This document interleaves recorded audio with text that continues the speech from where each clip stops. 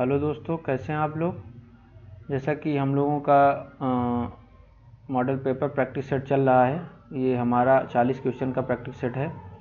ठीक है, तो हम लोग चल रहे हैं और हमारा जो बीच में अभी चीज़ें बंद हो गई थी वो क्या है कि यूनिट वाइज फर्स्ट पेपर का।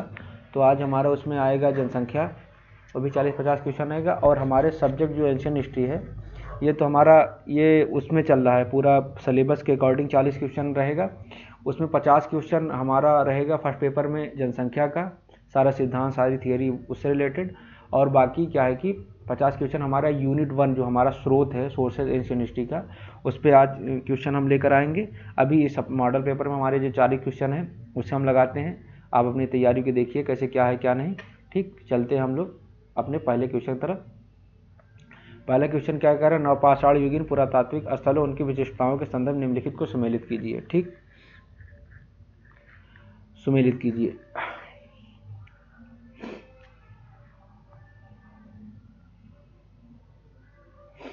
क्या है, बुर्जहोम कश्मीर, पशुओं को पालतू बनाया जाए पातीनम साथ, बागो राजस्थान, माली के साथ श्वान कुत्ते का संवर्धन गर्तावास, आदमगढ़ मध्य प्रदेश भारत का सबसे बड़ा क्षैतिज उत्खनन मध्य पाषाण का लंगनाज गुजरात, भेड़ियों और गैंडों की हड्डियों के साथ 14 मानव कंकाल। चलिए, हमारा ये पहला आएगा क्या, ए का 2, क्योंकि यही संवर्धन गर्तावास यहाँ मिलते हैं। ठीक है, फिर हमारा आएगा बी का 3, बी का 3, क्योंकि बागो राजस्थान से भारत सबसे बड़ा क्षैतिज उत्खनन मध्य पाषाण स्थल मिला है। ठीक है, फिर हमारा आएगा सी का 1, क्योंकि आधा का मध्य प्रदेश पशुओं को पालतू बनाए जाने का प्राचीनतम साक्ष्य हमें मिलता है। और लंगनाज गुजरात से हमें क्या मिलता है, भेड़ियों और गैंडों को हड्डियों के साथ 14 मानव कंकाल। देखिए ये ठीक, ये वो भी है। अब आते हैं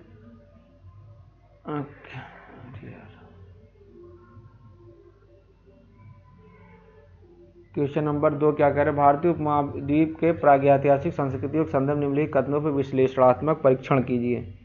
चलिए, क्या कह रहा है, कश्मीर के नवपाषाणिक स्थलों जैसे बुर्जहोम से प्राप्त साक्ष्यों में ट्रेपेनिंग खोपड़ी की शल्य चिकित्सा प्रमाण भी शामिल है। फिर दूसरा कह रहा है, मध्य पाषाण काल के दौरान सूच पाषाण का प्रयोग पूरी तरह समाप्त हो गया और भारी प्रस्तुत उपकरणों का प्रचलन बढ़ा। राजस्थान के बागोर स्थल से प्राप्त साक्ष्य प्रमाणित करते हैं कि वहाँ के निवासियों का प्रारंभिक कृषि संस्कृतियों और हड़प्पा सभ्यता के साथ संपर्क था। चलिए बताइए इसमें क्या सही है।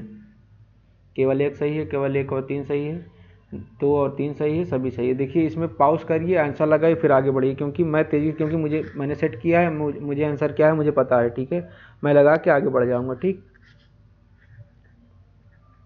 इसका आंसर होगा हमारा बी। तीसरा कथन, जो दूसरा कथन है, मध्य पाषाण का तो सूक्ष्म पाषाण, मध्य पाषाण काल में तो सूक्ष्म पाषाण उपकरणों का उपयोग होता है। इसमें क्या कह रहा है, पूरी तरीके से समाप्त हो गया, इसका मतलब हमारा ये, बाकी दोनों हमारे सही हैं। क्वेश्चन नंबर 3 क्या कह रहा है, सिंधु घाटी सभ्यता पुरातात्विक स्थल और उनके उत्खननकर्ता भौगोलिक अवस्थिति संबंध में कौन सा विकल्प असत्य है। बात कह रहा है असत्य है, इसका ख्याल रखिए।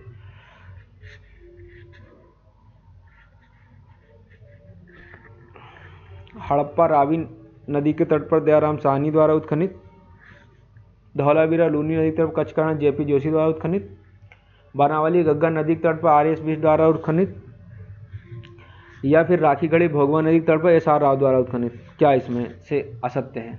ये असत्य हमारा क्या है, ये है। क्यों असत्य है भाई ये, क्योंकि जो राखीगढ़ी हरियाणा में गग्गा नदी के बेसिन में स्थित, इसका उत्खनन कौन करवाया था, अमरेंद्र नाथ। कौन कराए थे, अमरेंद्र नाथ बसंत शिंदे द्वारा, और बसंत शिंदे द्वारा उत्खनन इसका किया गया था। ठीक है, अब आते हैं क्वेश्चन नंबर 4। क्या कह रहा है, सिंधु घाटी सभ्यता की तकनीकी संरचनात्मक उपलब्धियों के परिप्रेक्ष्य में निम्नलिखित कथनों पर विचार कीजिए। चलिए, क्या कह रहा है, धौलावीरा एकमात्र ऐसा हड़प्पाई नगर है जो 3 भाग दूर मध्यम नगर निचला नगर में विभाजित था। कथन दूसरा कह रहा है, बनावली के हल का टेराकोटा मॉडल मिट्टी का खिलौना और जव के उत्कृष्ट साक्ष्य प्राप्त हुए हैं। तीसरा कह रहा है हड़प्पा सभ्यता की लिपि को जेम्स प्रिंसेप द्वारा सफलतापूर्वक पढ़ा गया था, जिससे इस सभ्यता के प्रशासनिक ढांचे का ज्ञान होता है। 1 और 2 सही हैं, केवल 2 और 3 सही हैं, 1 और 3 सही हैं, सभी सही हैं। देखिए पॉज करिएगा, आंसर लगे फिर आगे बढ़िएगा, नहीं तो अब मैं लगा दे रहा हूँ तो आपकी तैयारी बढ़िया से नहीं हो पाएगी, जाँच नहीं पाएंगे आप बढ़िया से। ठीक है, इसका आंसर क्या होगा? इसका आंसर हमारा होगा 1 और 2 सही है। 3 क्यों सही है? हड़प्पा लिपि की जेम्स प्रिंसेप सफलतापूर्वक पढ़ा गया, जिससे इस सभ्यता प्रशासनिक ढांचे का, क्योंकि अभी तक पढ़ी ही नहीं गई है। लोग ने कोशिश तो जरूर की है लेकिन पढ़ी नहीं गई अभी तक। चलिए क्वेश्चन नंबर 4 क्या रहा है? अरे यार 5 क्वेश्चन है, क्वेश्चन नंबर 5 आ गया हम। क्वेश्चन नंबर 5 हमारा कह रहा है उत्तर वैदिक काल में हुए सामाजिक, आर्थिक और राजनीतिक परिवर्तनों के संदर्भ में दिए कथनों विश्लेषण करें। इस काल में लौह उपकरणों के उपयोग से कृषि अर्थव्यवस्था सुदृढ़ हुई, जिससे जन, कबीला, धर्म धीरे धीरे राज्य जनपद में तब्दील हो गया। महिलाओं की सामाजिक और राजनीतिक स्थिति में अप्रत्याशित सुधार हुआ तथा उन्हें उपनयन संस्कार पूर्ण अधिकार मिल गया। फिर कथन 3 का ब्राह्मण और क्षत्रिय वर्णों के साथ मध्य शक्ति के लिए संघर्ष के प्रमाण मिलने लगे। यद्यपि राजा की शक्ति में वृद्धि हुई, उसने विभिन्न यज्ञ जैसे राजसूय या अश्वमेध संपन्न करने प्रारंभ किए। केवल 1 सही है, केवल 1 और 3 सही है, केवल 2 और 3 सही है, सभी सही हैं। बताइए इसका 5 का आंसर बताइए। 5 का आंसर हमारा सही है केवल 1 और 3। 1 और 3, 2 क्यों नहीं सही है? इसमें लिखा महिलाओं की सामाजिक और राजनीतिक स्थिति में अप्रत्याशित सुधार तथा उन्हें उपनयन संस्कार का पूर्ण अधिकार मिल गया। जबकि महिलाओं की जो स्थिति में भारी गिरावट आई, उनसे उपनयन संस्कार, राजनीतिक सभाओं में भाग लेने का अधिकार छीन लिया गया था। ये स्टेटमेंट वो है। ठीक, क्वेश्चन नंबर 6 क्या कह रहा है? वैदिक साहित्य के अंतर्गत वेदांग की संख्या 6 मानी गई। निम्नलिखित वेदांगों उनके विषयों से सुमेलित कीजिए। चलिए सुमेलित कीजिए। शिक्षा किस में आएगा, कल्प किस में आएगा, व्याकरण किस में आएगा, निरुक्त किस में आएगा? चलिए बताइए। शिक्षा हमारा आएगा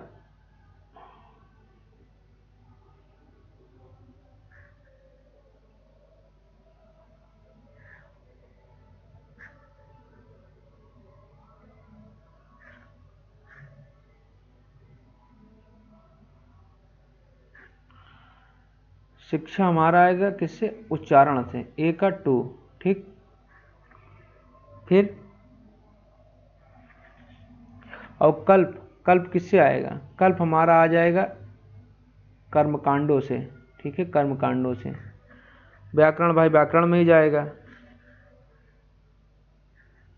व्याकरण हमारा व्याकरण में जाएगा। जबकि निरुक्त व्युत्पत्ति, शब्दों की उत्पत्ति कैसे हुई, तो इसका आंसर हमारा क्या होगा? ए होगा।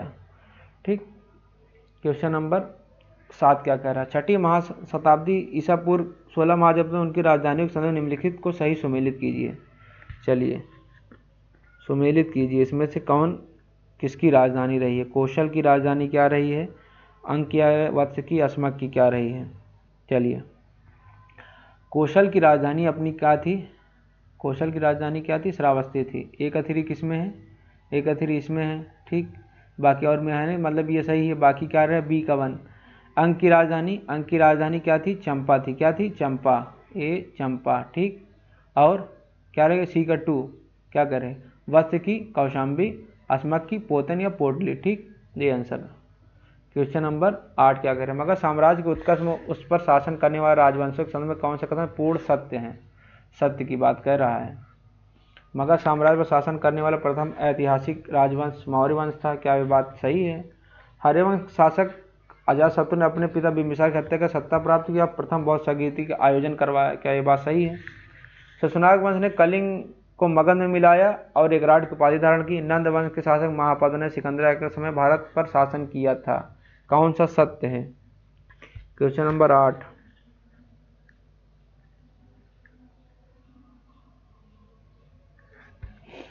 देखिए ये इसका होगा बी। सिकंदर समय किसका शासन था? महापद्म ने घनानंद का था। किसका? घनानंद का। ठीक, महापद्मनंद का नहीं था। कलिंग विजय एक राट की उपाधि महापद्मनंद की थी। ठीक है, इनकी नहीं थी, किनकी? शिशुनाग की। और ये तो पहले ही गलत है। क्वेश्चन नंबर 9 क्या कह रहे हैं, कौटिल्य चाणक्य द्वारा प्रतिपादित सप्तांग सिद्धांत संदर्भ में निम्नलिखित कथनों पर विचार कीजिए। विचार कीजिए भाई, क्या कह रहा है। सप्तांग सिद्धांत के अनुसार राज्य के 7 अंगों में जनपद, क्षेत्र और जनसंख्या और कोष शामिल हैं। क्या शामिल हैं? इस सिद्धांत में अमात्य का तात्पर्य केवल धार्मिक पुजारियों से है। सप्तांग सिद्धांत में मित्र को राज्य की सुरक्षा स्थिति का अनिवार्य अंग माना गया है। केवल एक सही है, केवल 1 और 3 सही है, केवल 2 और 3 सही है, सभी सही हैं। बताइए क्या सही है इसमें? इसमें सही है केवल 1 और 3 सही है। ठीक, क्यों 1 और 3 सही है? अमात्य से जो तात्पर्य है, अमात्य से तात्पर्य क्या है? अमात्य से तात्पर्य प्रशासनिक अधिकारियों से था, मंत्रियों से था, शासन चलाने में राजा की सहायता करते थे, ना कि केवल धार्मिक पुजारियों से। ठीक है, बाकी दोनों चीज़ सही है। क्वेश्चन नंबर 10 क्या कह रहा है, समाहर्ता, सन्निधाता, सीताध्यक्ष, पड़याध्यक्ष, राजकोष मुख्य संरक्षण, राजकीय कृषि भूमि अधीक्षक, राजस्व निर्धारक, सर्वोच्च अधिकारी, वाणिज्य और व्यापार अधीक्षक। चलिए इसका आंसर लगाइए। समाहर्ता क्या होता था? समाहर्ता हमारा होता राजस्व निर्धारण और संग्रह का सर्वोच्च अधिकारी, ए का 3। सन्निधाता क्या होता था? सन्निधाता होता था कोषाध्यक्ष। कोषाध्यक्ष किसमें है भाई? बी का 1। ठीक, अब आते हैं सीताध्यक्ष क्या थे? सीताध्यक्ष क्या थे भाई? राजकीय कृषि का प्रभारी होते थे भैया। के सीताध्यक्ष राजकीय कृषि के प्रभारी होते थे। ठीक, 2 हैं, बाकी पड़याध्यक्ष वाणिज्य एवं व्यापार का। ठीक है, इसका मतलब 1 सही है इसका। क्वेश्चन नंबर 11 सम्राट अशोक क्या शिलालेख है, उनकी विषय वस्तु के संबंध निम्नलिखित में से कौन सा विकल्प असत्य है? बात कह रहा असत्य की बात कह रहा। प्रथम वृहत शिलालेख में पशु बलि की निंदा की गई है। 5वां वृहत शिलालेख में धम्म महापात्र नियुक्ति का उल्लेख है। 13वां वृहत शिलालेख में कलिंग युद्ध का वर्णन विदेशी राजाओं का उल्लेख है। फिर डी रुम्मदेई स्तंभलेख बौद्ध संघ में फूट डालने वालों की चेतावनी की बात की गई। बताइए इसमें से कौन सा असत्य है? असत्य हमारा क्या है? रुम्मदेई है। रुम्मदेई क्यों है? रुम्मदेई स्तंभ में लुम्बिनी यात्रा वहाँ कर टैक्स घटाने से संबंधित है, फूट डालने की बात नहीं की गई है। संघ में फूट डालने वाली चेतावनी सारनाथ और सांची के लघु स्तंभ में दी गई है। ठीक है, क्वेश्चन नंबर 12 क्या कह रहे हैं, मरणोत्तर कालीन विदेशी शक्तियों और भारतीय मुद्रा शास्त्र में उनके योगदान समय कथनों का विश्लेषण करें। इंडो ग्रीक शासकों ने भारत में पहली बार ऐसे सिक्के जारी किए जिन पर शासकों के नाम उनके चित्र अंकित थे।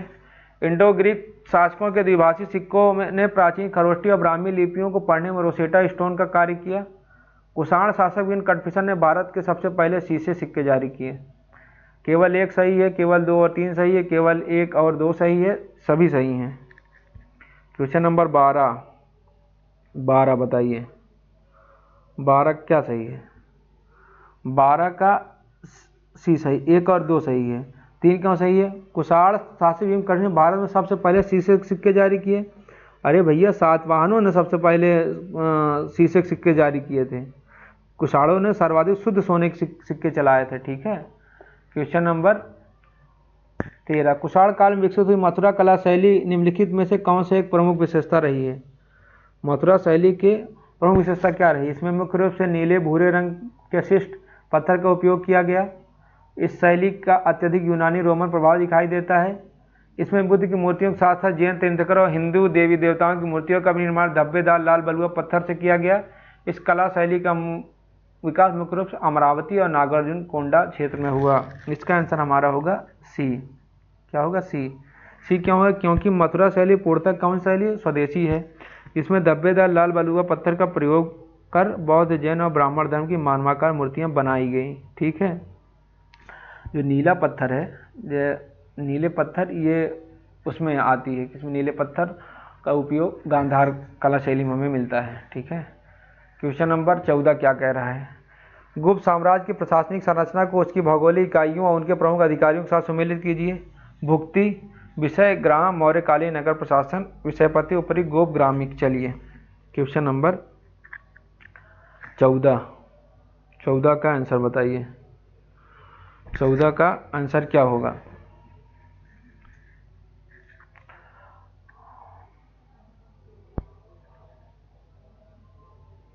भुक्ति का प्रमुख कौन होता था? कौन होता था भाई? भुक्ति का प्रमुख कौन होता था? उपरीक होता था। कौन होता था? उपरीक होता था। ठीक। और जिले का कौन होता था? जिले का अपना होता था विषयपति। ठीक। और ग्राम का ग्रामिक हो गया, वो प्रशासनिक हो गया। ठीक है, तो इसका आंसर क्या होगा? 1 होगा। ठीक। क्वेश्चन नंबर 15 क्या कह रहा है? हम प्राचीन भारतीय इतिहास के पुरालेखी साक्ष्यों के संदर्भ निम्नलिखित कथनों विचार कीजिए। समुद्रगुप्त की प्रयाग प्रशस्ति उसके दरबारी काव्य हरिशेन द्वारा विशुद्ध संस्कृत में रचित, जो उसकी सैन्य विजयों का विवरण देती है। भानुगुप्त के एरण में भारत में सती प्रथा का पहला प्रमाणिक पुरालेखी साक्ष्य मिलता है। मंदसौर अभिलेख में रेशम बुनकरों की एक श्रेणी द्वारा सूर्य मंदिर निर्माण का उल्लेख किया गया है। इनमें से क्या सही है? 1 और 2 सही है, केवल 2 3 सही है, 1 सही, 1 और 3 सही है, ये सभी सही है। बताइए क्या सही है? इसमें तीनों सही हैं। क्या? तीनों सही है, तीनों बातें एकदम सत्य हैं। ठीक है, पाउस का ही आंसर लगाइए। ठीक है, आप मेरे साथ न चलिए, क्योंकि मुझे पता है, मैं चीज़ें मैं लगाता चला जाऊंगा। ठीक। गुप्त और गुप्तोत्तरकालीन सिक्कों की कलाकृतियों के संदर्भ में कौन सा विकल्प सही सुमेलित नहीं है? बात कह रहा है सही सुमेलित नहीं है। समुद्रगुप्त वीणा वादन प्रकार के सिक्के उसके मिलते हैं। चंद्रगुप्त द्वितीय विक्रमादित्य के व्याघ्र अंतर प्रकार के सिक्के मिलते हैं। कुमारगुप्त प्रथम के मयूर प्रकार के सिक्के मिलते हैं। हर्षवर्धन भारी मात्रा में तांबे के आहत सिक्के का निर्गमन किया। यही तो हमारा गलत है। 6वीं शताब्दी BC के आहत सिक्के होते हैं, जो क्या है कि चांदी के हैं। ठीक है, हमारा ये गड़बड़ है। ठीक। क्वेश्चन नंबर 17 क्या कह रहा है? क्वेश्चन नंबर 17 क्या कह रहा है? 17 कह रहा है, पुष्यभूति वंश के शासक सम्राट हर्षवर्धन काल में घटनाओं के संदर्भ में निम्नलिखित कथनों में विशेषण करें। हर्ष ने अपनी राजधानी थानेश्वर से कन्नौज स्थानांतरित कर ली, जिससे कन्नौज उत्तर भारत की राजनीतिक धुरी बन गया। क्या ये बात सच है? चीनी यात्री ह्वेनसांग हर्ष के शासन में भारत है। उसने हर्ष के प्रशासन में नालंदा विश्वविद्यालय का विस्तृत वर्णन किया। हर्ष ने कन्नौज सभा का आयोजन किया, मुख्य रूप से ह्वेनसांग सम्मान और महायान बौद्ध धर्म के सिद्धांतों के प्रचार के लिए किया था। क्या इसमें सही है? केवल 1 सही है, केवल 1 2 सही है, केवल 2 और 3 सही है, सभी सही हैं। क्या सही है? क्वेश्चन नंबर 17 में क्या है? सभी सही हैं। ठीक। हर्ष ने कन्नौज में एक उसकी साम्राज्यिक राजधानी में बौद्ध धर्म को उसने व्यापक संरक्षण दिया था। क्वेश्चन नंबर 18 क्या है? सम्राट हर्षवर्धन द्वारा रचित 3 प्रसिद्ध नाटकों की सही समूह कौन सा है? मालविकाग्निमित्रम, विक्रमोर्वशीयम, अभिज्ञान शाकुंतलम, प्रियदर्शिका, रत्नावली नागानंद, मुद्रा राक्षस, देवी चंद्रगुप्तम, उत्तर रामचरित, स्वप्नवास दत्तम, प्रतिज्ञा यौगंधरायण, हर्षचरित। इसका हमारा है ये। ठीक। क्वेश्चन नंबर 19 क्या कह रहा है? 19 कह रहा है, प्राचीन भारत में आयोजित विभिन्न बौद्ध संगीतियों और उनके संरक्षणों के स्थानों को सही सुमेलित किया। प्रथम बौद्ध संगीति, द्वितीय, तृतीय, चतुर्थ। प्रथम किसके काल में हुई है? प्रथम हमारी हुई है, ये आते हैं अजातशत्रु। ठीक। एकाथेरी 2 में आते हैं, इसका मतलब ये गलत है। ये कहते हैं द्वितीय किसके? कालाशोक के काल में। बी का 4 यही सही है। तृतीय अशोक, चौथा कनिष्क।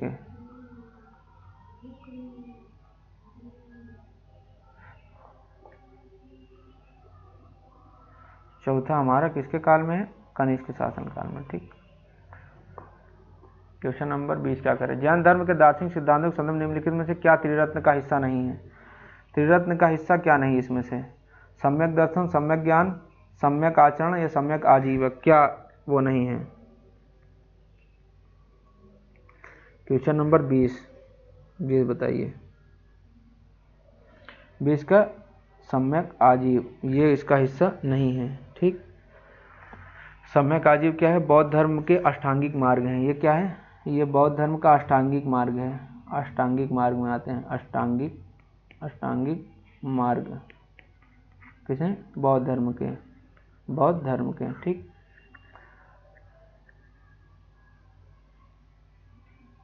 यही नहीं हिस्सा है। क्वेश्चन नंबर 21 क्या कह रहा है? हरिशेन, बालभट्ट, कालिदास, बराहमिहिर सबकी रचनाएं हैं, उसमें क्या क्या चीज़ें नहीं, मतलब के बारे में क्या चीज़ क्या है। ठीक। कालिदास किसके शासन काल में थे? बालभट्ट, बराहमिहिर, हरिशेन। एक हमारा आते हैं, हरिशेन हमारे आ जाते हैं समय की प्रयाग प्रशस्ति के। ठीक। बालभट्ट ने क्या लिखे? बालभट्ट हर्ष के दरबारी कवि थे। ठीक। बी का 3 ए का 4, ए का 4 किस में आ रहा है, ए का 4 2 में आ रहे हैं, इसका मतलब ये गड़बड़ है। ए का 4 बी का 3, ये बी इसका सही है। कालिदास ने क्या लिखा है, चंद्रगुप्त द्वितीय त्रिरत्नों में से थे, नवरत्नों में से, और आमेर ने पंच सिद्धांतिका लिखी है। क्वेश्चन नंबर 22 क्या कह रहा है, उत्तर भारत की नागर मंदिर वास्तुकला के संदर्भ में निम्नलिखित कथनों पर का विश्लेषण करें। नागर शैली के मंदिरों में सबसे प्रमुख विशेषता उनका वक्री या मधुमक्खी छत आकार का शिखर है। नागर शैली के मंदिर प्राय एक कुछ चबूतरे में बनाए जाते और इनके प्रदक्षिणा पथ होता था। द्रविड़ शैली की भांति नागर शैली मंदिरों में विशाल प्रवेश द्वार और विस्तृत जलकुंड अनिवार्य अंग थे। केवल एक सही है, एक और दो सही है, केवल 2 3 सही है, सभी सही है। बताइए क्वेश्चन नंबर 22 क्या कह रहा है, 22 का क्या सही है, 22 1 और 2 सही है। क्यों, द्रविड़ शैली की भांति नागर शैली मंदिर विशाल प्रवेश द्वार हमें नहीं मिलते हैं। नागर शैली के मंदिर में विशाल चार दीवारें मिलती है, प्रवेश द्वार और मंदिर प्रांगण में जल कुंड का प्राय अभाव होता है। ये सभी विशेषताएं दक्षिण भारतीय द्रविड़ शैली की हैं। ठीक है, ठीक, ये हमारा एक दोनों सही हैं। क्वेश्चन नंबर 23 क्या कह रहा है, अब ये मेरे सुमेलिन के लिए, सुमेल के लिए कुरुंजी, मुल्लई, मरुदम, नेदन, वरुण, मुर्गन, तिरुमल, इंद्र, इनका वो मिलाइए भाई। साउथ इंडिया के जब इतिहास पढ़ेंगे तो इसमें ये चीज़ें मिलाने के लिए आती हैं। कुरुंजी पहाड़ी क्षेत्र के जो देवता होते थे वो कौन होते थे, ये हमारे मुर्गन होते थे। कौन, मुर्गन, 1 और 2। और जो मुल्लई चारागाह क्षेत्र, ये तिरुमाल, मायून, विष्णु पशुपालन डेयरी उत्पाद से रिलेटेड था। मरुदम कृषि भूमि होती थी। ये ठीक, तटीय क्षेत्र, ये ठीक, इसका आंसर हमारा क्या है, ए हुआ। क्वेश्चन नंबर 24 क्या है, संगम युग में राजनीति और सामाजिक व्यवस्था के संबंध में निम्नलिखित कथनों का विश्लेषण करें।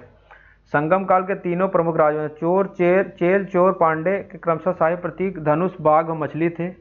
युद्ध में असाधारण वीरता दिखाने वाली वीरगति को प्राप्त होने वाले योद्धा की स्मृति वीरकर या नडुकल स्थापित करने की प्रथा व्यापक थी। संगम समाज मूर्ता समतामूलक, जिसमें दास प्रथा, सती प्रथा और जातिगत भेदभाव का कोई साक्ष्य मौजूद नहीं है। केवल 1 सही है, केवल 1 2 सही है, केवल 2 और 3 सही है, सभी सही हैं। बताइए क्या सही है इसमें, ये हमारा 1 और 2 सही है, 3 क्यों नहीं सही है। यद्यपि संगम समाज उत्तर भारत जितना कठोर है, फिर भी वहाँ सती प्रथा, जातिगत भेदभाव और युद्धबंदियों को दास बनाने की प्रथाएं मौजूद थीं। ठीक है, क्वेश्चन नंबर 25 क्या करें, दक्कन के सातवाहन राजवंश के प्रशासन और समाज के संदर्भ में निम्नलिखित कौन सा तथ्य ऐतिहासिक रूप से सर्वाधिक सटीक है।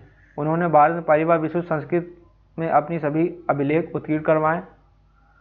उन्होंने धार्मिक पुजारियों, ब्राह्मणों और बौद्ध भिक्षुओं को करमुक्त भूमि दान देने की प्रथा प्रारंभ की, जो आगे चलकर सामंतवाद का आधार बनी।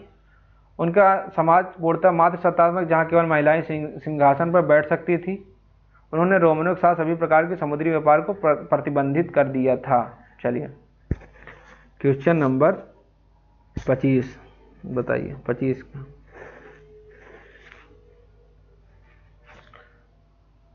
25 का हमारा बी सही है। ठीक, उन्होंने ही ब्राह्मणों श्रमणों को कर्मों देनी पड़ता है कि नाम मात्र सत्तात्मक, लेकिन शासन पितृ सत्तात्मक की था, भाषा प्राकृत थी। ठीक, क्वेश्चन नंबर 24, क्वेश्चन नंबर 24 क्या कह रहे हैं, यार बैक हो गए कहाँ हम लोग। क्वेश्चन नंबर 26 क्या कह रहा है, दक्कन के शक्तिशाली वाकाटक राजवंश के संदर्भ में दिए कथनों पर विचार करें। गुप्त सम्राट चंद्रगुप्त द्वितीय ने अपनी पुत्री प्रभावती गुप्ता का विवाह वाकाटक शासक रुद्रसेन द्वितीय के साथ कर एक मजबूत राजनीतिक गठबंधन स्थापित किया था। वाकाटक शासक हरिसेन ने अजंता की गुफाओं में राग कट बौद्ध विहारों और चैत्यों के निर्माण को संरक्षण प्रदान किया। वाकाटक शासकों ने कोई भी वैदिक यज्ञ नहीं किया, वे पूर्ण रूप से बौद्ध धर्म के अनुयायी थे। केवल 1 सही है, केवल 2 और 3 सही है, केवल 1 और 2 सही है, सभी सही हैं। क्या बताइए इसका आंसर बताइए। क्वेश्चन नंबर 26 का आंसर हमारा क्या होगा, सी। तीसरा क्या, वाकाटक शासकों ने कभी कोई वैदिक यज्ञ नहीं किया और पूर्ण रूप से बौद्ध धर्म के अनुयायी थे, जबकि वाकाटक स्वयं ब्राह्मण थे, उन्होंने अनेक वैदिक यज्ञ किए, जैसे अश्वमेध वाजपेयी संपन्न किया। हालांकि उन्होंने बौद्ध कला जनता को भी संरक्षण दिया था। ठीक है। क्वेश्चन नंबर 27 क्या कह रहा है, प्राचीन भारत को उस प्रतिष्ठित राजवंश और शासक की पहचान किया जिसने पर्वतपुर नामक नई राजधानी बसाई और सेतुबंध नामक प्रसिद्ध प्राकृत काव्य की रचना की। चालुक्य शासक पुलकेशिन द्वितीय या वाकाटक शासक प्रवेशन द्वितीय, पल्लव शासक महेंद्र वर्मन प्रथम, राष्ट्रकूट शासक अमोघवर्ष प्रथम। बताइए। क्वेश्चन नंबर 27 का हमारा होगा कौन सा, ये हमारा प्रवेशन द्वितीय।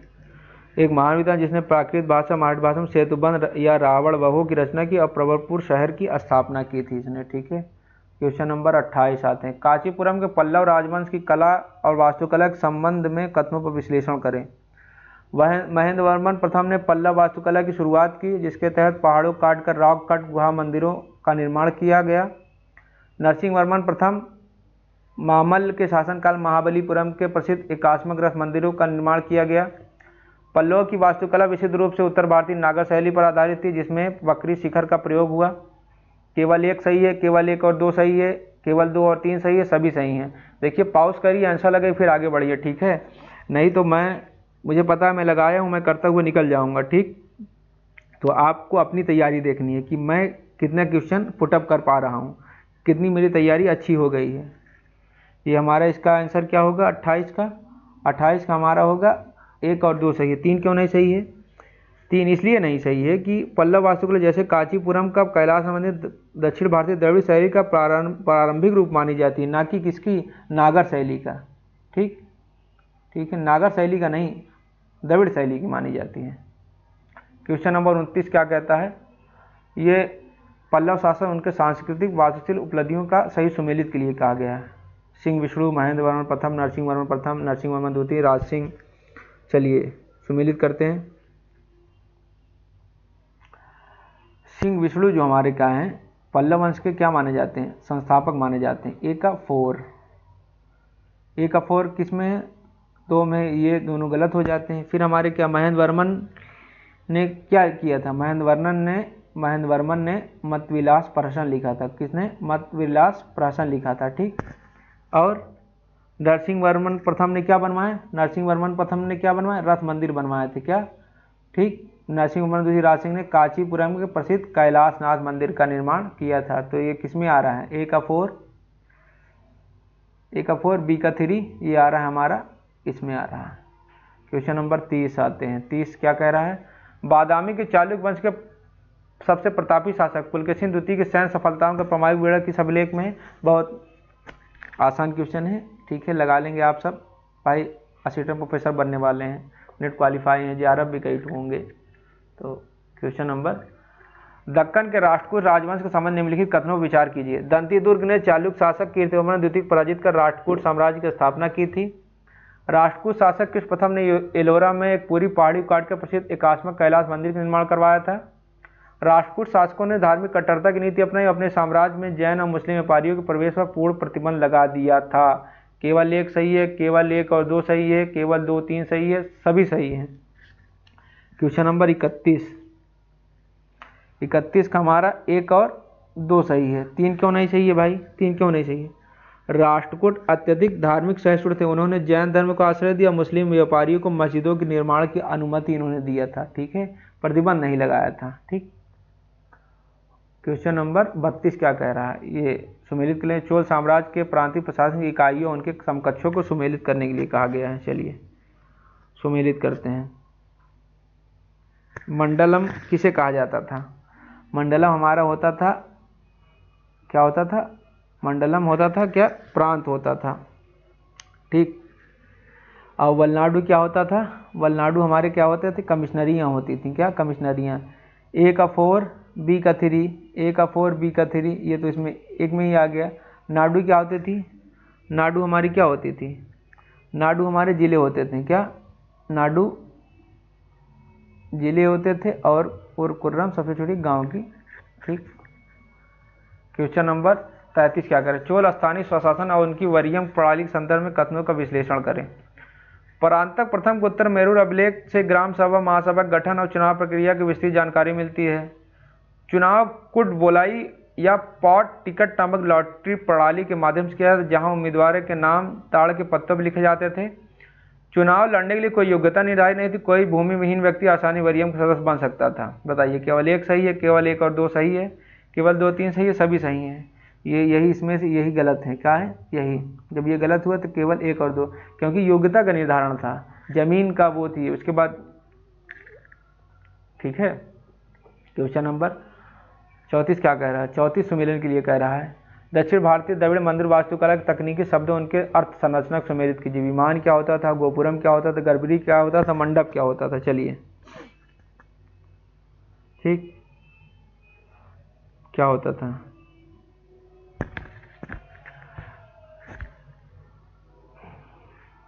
विमान क्या होता था?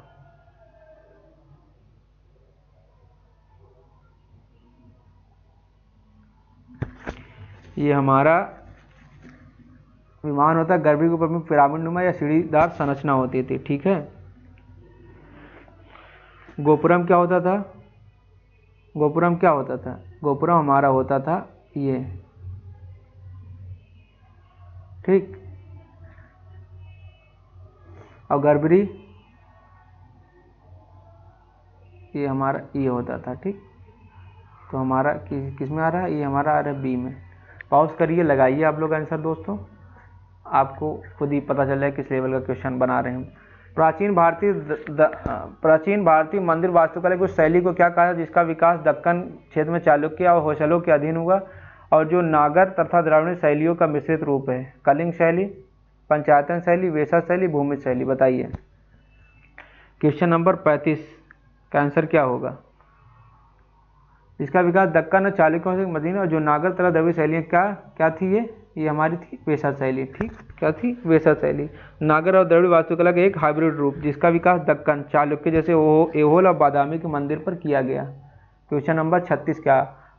पदिनेड़ कीलणकु तमिल प्राचीन तमिल साहित्य के एक अत्यंत महत्वपूर्ण संग्रह है। इस साहित्य समूह की मुख्य विषय वस्तु क्या है? यह चोल राजाओं के नौसैनिक अभियान और उनकी विजयों का यशोगान करता है।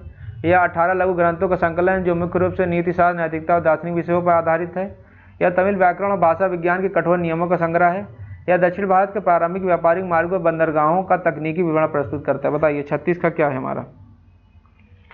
36 का ये है हमारा, ये है, ठीक है। ये जो उत्तर संगम काल के ग्रंथ है, 18 लघु ग्रंथों का समूह है, जिसमें तिरुक्कुरल और नालडियार जैसे महान नीतिपरक ग्रंथ शामिल हैं इसमें, ठीक। व्याख्या भी ये है, पॉज करिए देख लीजिएगा। क्वेश्चन नंबर 37 क्या कर रहे हैं? प्राचीन तमिल महाकाव्यों के समय निम्नलिखित कथनों पर विचार कीजिए। शिलापदिकारम की रचना इलांगा अदुकल ने की थी, जो कोवलन और कन्या की कथा पर आधारित है। मणिमेखले की रचना शीतले सत्यनारायण ने की थी, जो शिलापदिकारम कथा को ही आगे बढ़ाती है। ये दोनों महाकाव्य विशुद्ध रूप से संस्कृत भाषा में लिखे गए, इनमें वैदिक यज्ञों की महिमा का वर्णन है। यही सीधा सीधा पकड़ लेंगे आप, यही नहीं है, ठीक है, यही नहीं है, वो है, ठीक है। इसका आंसर हमारा क्या है? 1 और 2 सही है, ठीक। 1 और ये दोनों महाकाव्य प्राचीन तमिल भाषा की उत्कृष्ट रचना है, संस्कृत नहीं। इनमें बौद्ध तथा जैन दार्शनिक तत्वों का समावेश है, वैदिक यज्ञों की महिमा का वर्णन इसमें नहीं है। क्वेश्चन नंबर 38 दक्षिण भारत की पूर्व मध्यकालीन अर्थव्यवस्था और व्यापारिक श्रेणियों के संदर्भ में दिए गए कथनों का विश्लेषण करें। कथन: मणिग्रामम और अय्यवोल इस काल की सबसे शक्तिशाली व्यापारिक श्रेणियां थीं। इन व्यापारिक श्रेणियों का दायरा केवल स्थानीय बाजारों तक सीमित नहीं था। इन्होंने दक्षिण पूर्व एशिया, सुमात्रा आदि के साथ व्यापक अंतर्राष्ट्रीय व्यापार किया। राज्य ने इन व्यापारिक श्रेणियों को अपनी निजी सेनाएं रखने की अनुमति नहीं दी थी। केवल 1 सही है, केवल 2 और 3 सही है, केवल 1 और 2 सही है, ये सभी सही है। बताइए क्वेश्चन नंबर 38 का। 38 का हमारा आएगा 1 और 2 सही है। तीसरा क्यों नहीं सही है? तीसरा, ये श्रेणियाँ इतनी शक्तिशाली थी, व्यापारिक मार्गों और अपने कारवां की सुरक्षा के लिए अपनी निजी सेनाएं रखती थी, अतः 3 गलत हैं, ठीक है, ठीक है। निजी सेनाएं ये रखती थी, अनुमति इन्हें थी, अनुमति थी, ठीक, अनुमति थी, ठीक। क्वेश्चन नंबर 39 क्या कह रहा है? मिलाने के लिए दे रहा है। दक्षिण भारत प्रमुख व्यापारिक संगठन उनकी प्रकृति कार्यक्षेत्र को सही सुमेलित कीजिए। चलिए सुमेलित करते हैं। अय्यवोल क्या था? अय्यवोल दक्षिण भारत का सबसे शक्तिशाली व्यापारिक संगठन होता था, व्यापक। ठीक है। नगरम क्या होती थी? नगरम क्या होती थी? नगरम हमारी होती थी सीमित स्थानीय। ठीक है।